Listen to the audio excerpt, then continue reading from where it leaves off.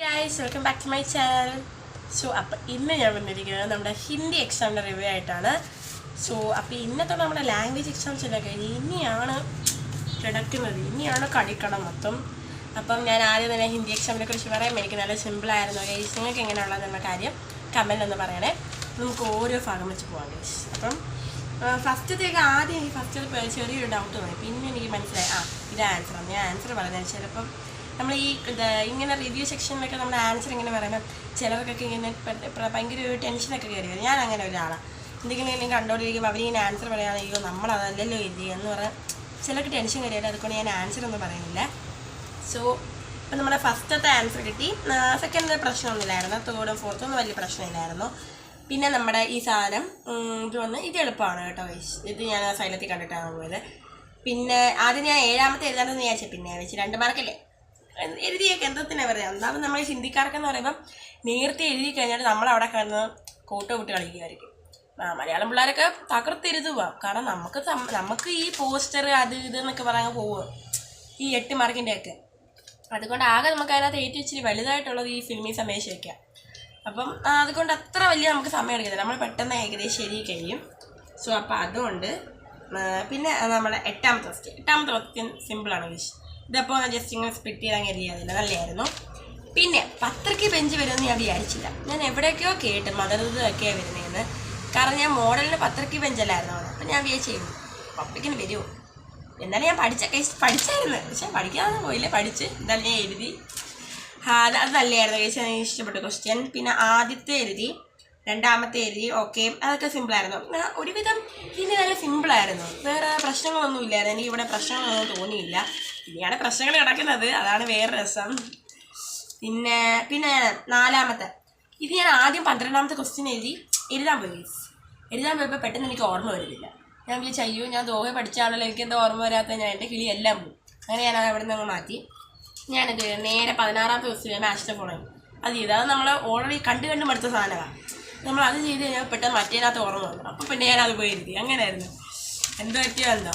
പക്ഷെ പെട്ടെന്ന് പഠിച്ചും കഴിഞ്ഞു ഹിന്ദി. ഇന്ന് രാവിലെയൊക്കെ ഞാൻ ചുമ്മാ ഇരിക്കുമായിരുന്നു, എന്തെങ്കിലുമൊക്കെ ഇങ്ങനെ നോക്കിയൊക്കെ ഇരിക്കുകയാണ്. കാരണം പെട്ടെന്ന് പഠിച്ചു കഴിഞ്ഞു. പിന്നെ നമ്മുടെ സാധനം ഈ പിയിലെ പ്രസന്റ് ആ സംഭവം നല്ലതായിരുന്നു. ജസ്റ്റ് ഞാൻ വായിച്ചിട്ട് പോയുള്ളായിരുന്നു. പക്ഷെ നമുക്ക് എഴുതാനൊക്കെ പറ്റി.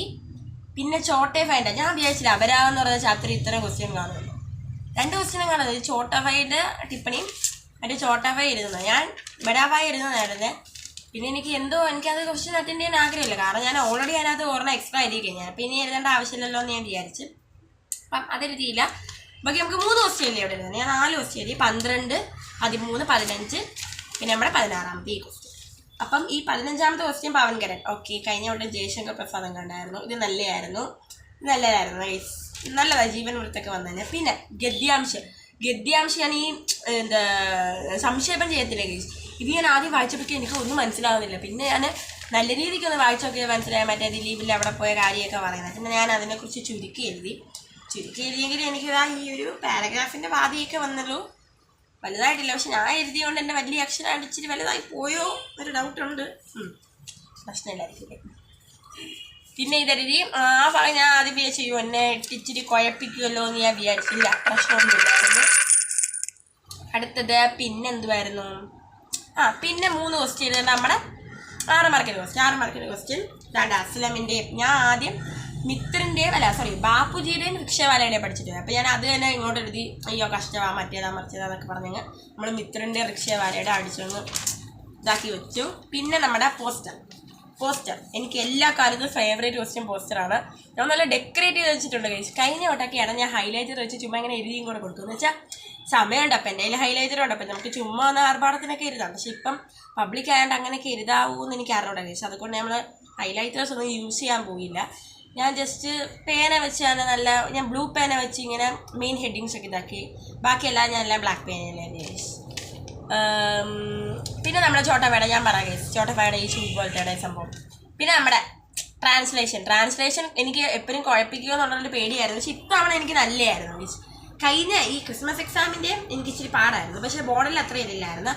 പക്ഷേ ഇപ്പം പബ്ലിക്ക് വന്നത് അതിനേക്കാൾ ഈസിയായിരുന്നു ഗൈസ്. നല്ലതായിരുന്നു, എനിക്ക് ഇഷ്ടപ്പെട്ടത്. പിന്നെ നമ്മുടെ ഗൈസ് ക്വസ്റ്റ്യൻ പേപ്പറിൽ ഒന്നും എഴുതില്ലെന്ന് പറയാം. ഞാൻ കണ്ടു ഇവിടെ ഞാൻ എഴുതിയ ഫാനിൻ്റെ പേര് സുജാത എന്നാണ്. എനിക്ക് പേരൊന്നും കിട്ടില്ല. ഞാൻ ചുമ്മാ എനിക്കപ്പില്ല സുജാത മിക്സൊക്കെ അതിൻ്റെ ഓർമ്മ വരുന്നത്. ഞാൻ വിചാരിച്ചു പിന്നെ ഫാനിന് സുജാത എന്നിടാം. ആറ്റമ്പറക്കെന്നൊക്കെ ഇടാന്ന് പിന്നെ വിചാരിച്ചു എന്തോത്തിനാണ് അവരുടെ സ്പെല്ലിംഗ് മിസ്റ്റേക്ക് ആക്കി വെക്കുന്നത്. വെറുതെ ആവശ്യമില്ലാത്ത പരിപാടിക്ക് വേണ്ടത്. അങ്ങനെയാണ് ഇവിടെ. അപ്പം ഞാൻ അറിയാതെ ക്വസ്റ്റ്യൻ പേപ്പർ ഇവിടെ കയറി എഴുതി കഴിച്ചു. എനിക്ക് പേടിയല്ല ഈ സ്ക്വാഡ് വന്ന് എന്തോ പറയും ദൈവമേ. പക്ഷെ വന്നൊന്നുമില്ല. എന്നാലും എനിക്കൊരു പേടി കഴിച്ചു. കാരണം മിസ് പറഞ്ഞ ഒരു ഡോട്ട് പോലെ ഇല്ലല്ലോ. എൻ്റെ അകത്ത് മൊത്തം ഡോട്ടും വരയും കൂലിയും ഒക്കെയായിരുന്നു. എപ്പോഴും ഉള്ളതാണ് എനിക്ക്. അപ്പം വിജ്ഞാപൻ ഞാൻ എങ്ങനെ അറിയിച്ചു. പൊതുവേ നമ്മൾ ഈ വേനൽക്കാലം ആകുമ്പോൾ ഒരു പരസ്യമാണല്ലോ മറ്റേ സൂര്യൻ കൂളിംഗ് ഗ്ലാസ് ഒക്കെ വെച്ച് ഇങ്ങനെ ഇരിക്കുന്നത്.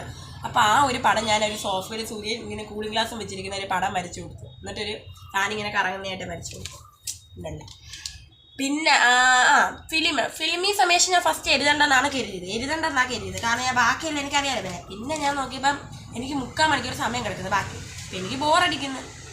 നമുക്ക് എന്തോന്നും ചെയ്യാൻ പറ്റത്തില്ല. അപ്പം ഞാൻ വിചാരിച്ചെങ്കിൽ പിന്നെ അറിയാവുന്ന കാര്യമല്ലേ എങ്ങനെ എഴുതാമെന്ന് വിചാരിച്ചു. അങ്ങനെ മറ്റേ നമ്മുടെ ലോക സിനിമയിലെ കഴിച്ചു അതിൻ്റെ ഫിലിം റിവ്യൂ ആയിരുന്നു ഞങ്ങൾക്ക് ഞങ്ങളുടെ സാറ് ലോക സിനിമയിൽ ഫിലിം റിവ്യൂ തന്നത്. അപ്പം അതിനകത്ത് മറ്റുള്ള എന്തുവായിരുന്നു ഇതിലൊരു കഫേലൊരു പെണ്ണിനെ ഇതാക്കത്തില്ലേ ഭയങ്കര ഒരു ചെറുക്കനുണ്ടല്ലോ അല്ല കൈയൊക്കെ കീഴിലും ചന്ദ്രൻ വന്നിങ്ങനെ ഇടിക്കുന്നതൊക്കെ. അവൻ്റെ പേര് ഇപ്പോഴും ഞാൻ മറന്നുപോയി കേട്ടോ. എനിക്ക് എക്സാം ഹോളിൽ വെച്ച് അവൻ്റെ പേര് മറന്നു. ഈ കഫേയിൽ ആ പെണ്ണിനെ എന്താ ഉപദ്രവിക്കുന്ന ചെറുക്കൻ്റെ ഭയങ്കര ഇഷ്ടമാണെന്നൊക്കെ പറഞ്ഞ അതെൻ്റെ ഇല്ലേ മുരുകേശ്വരോ അങ്ങനെ കണ്ട അവൻ്റെ പേര് ഞാൻ മറന്നുപോയി. ഞാൻ അവിടെ കിടന്ന് തലകുത്തി മറിയാ ദൈവമേ പേരെന്തുവാ എനിക്ക് ഒട്ടും ഓർമ്മ വരുന്നില്ല. ഞാൻ വിചാരിക്കുക ദൈവമേ എനിക്ക് പേര് ഓർമ്മ വരുന്നില്ലല്ലോ എന്ന്. അങ്ങനെ ഞാൻ എന്തോ ഗ്യാങ്സ്റ്റർ ലീഡർ എന്ന് എഴുതി വെച്ചു. പിന്നെ എനിക്ക് പേര് ഓർമ്മ വന്നു എക്സാം കഴിഞ്ഞിട്ട്. പക്ഷെ കുഴപ്പമില്ല. നമ്മൾ ഗ്യാങ്സ്റ്റർ ലീഡർ എന്ന് എഴുതി വെച്ചാൽ അതെന്ന് പറഞ്ഞ് സാറ് പറഞ്ഞ കുഴപ്പമൊന്നുമില്ലെന്ന് പറയാം. പിന്നെ നമ്മുടെ എല്ലാ തവണയും വരുന്നത് ഇത് മാറ്റാതെ അതേപോലെ തന്നെ എപ്പോഴും വന്നുകൊണ്ടിരിക്കുന്ന സാധനമാണ് ഈ സംഭവം. എന്താ പറയുന്നത് അനുവാദമല്ലല്ലോ ഇങ്ങനെ ട്രാൻസ്ലേറ്റിംഗ് വേർഡ്സ്. അത് നല്ലതായിരുന്നു. അതെനിക്ക് എപ്പോൾ പറയാനും ഭയങ്കര ഇഷ്ടമാണ്. നല്ലതായിരുന്നു. പിന്നെ നമ്മുടെ സൂചനാധികാർ പത്രം എഴുതി. സൂചനാധികാർ പത്രം എഴുതിയപ്പോഴേ ഞാനേ സ്റ്റാമ്പ് ഒട്ടിക്കാൻ സ്റ്റാമ്പ് 10 രൂപ. അപ്പം മിസ് ഇങ്ങനെ പിള്ളേരിങ്ങനെ നോക്കിയിട്ട് അഡീഷണൽ ഷീറ്റ് എടുത്ത് തിരിച്ചു പോയപ്പോൾ എന്തോ സ്റ്റാമ്പ് എന്നങ്ങാണ്ട് മിസ് അങ്ങനെ വേറെന്തോ പറഞ്ഞു. പക്ഷെ ഞാൻ സ്റ്റാമ്പ് എന്നാ കേട്ടോ. അപ്പം ഞാൻ ആലോചിച്ചാൽ അയ്യോ ഞാൻ സൂചനാധികാരി പറ്റി സ്റ്റാമ്പ് ഒട്ടിച്ചത്. പെട്ടെന്ന് നോക്കിയപ്പോൾ അയ്യോ സ്റ്റാമ്പ് ഒട്ടിച്ചില്ല. പിന്നെ ഞാൻ മിസ്സിനോട് താങ്ക് യു പറഞ്ഞിട്ടാണ് എഴുതാൻ തുടങ്ങി. ഞാൻ അപ്പം ചോദിച്ചേ ഞാൻ എന്തുകൊണ്ടായിരിക്കും സ്റ്റാമ്പ് കേട്ടോ മിസ് വേറെന്താണ് പറഞ്ഞത്. ഭാഗ്യത്തിന് അത് ഞാൻ ഓർമ്മ വന്ന കാര്യം അങ്ങനെ കേട്ടത് കാര്യമായി എന്ന് ഞാൻ ഇപ്പോൾ വിചാരിക്കുന്നു. സോ ഗൈസ് ഓവറോൾ പറഞ്ഞാൽ ഈ പേപ്പർ അടിപൊളിയായിരുന്നു ഗൈസ്. നല്ലതായിരുന്നു. വളരെ വളരെ വളരെ നല്ലതായിരുന്നു ഗൈസ്. എനിക്ക് ഇഷ്ടപ്പെട്ടു. സോ ഇനി നമ്മുടെ ലാംഗ്വേജ് ഒക്കെ കഴിഞ്ഞിട്ടുണ്ട്. ഇനിയുള്ള അടുത്ത അങ്കപ്പൂര് കെമിസ്ട്രി, ബയോളജി, ഫിസിക്സ്, മാത്സ്. ബെലവേഷ് കെമിസ്ട്രി ഈ അവധിയിലൊക്കെ ഞാൻ പഠിക്കണമെന്ന് വിചാരിച്ചതാണ്. ക്ലാസ്സൊക്കെ കണ്ട് അത്രയും കൂടി ഞാൻ ഉദ്ദേശിച്ചത് അങ്ങോട്ട് പഠിക്കാനൊന്നും പറ്റിയിട്ടില്ല കെമിസ്ട്രി.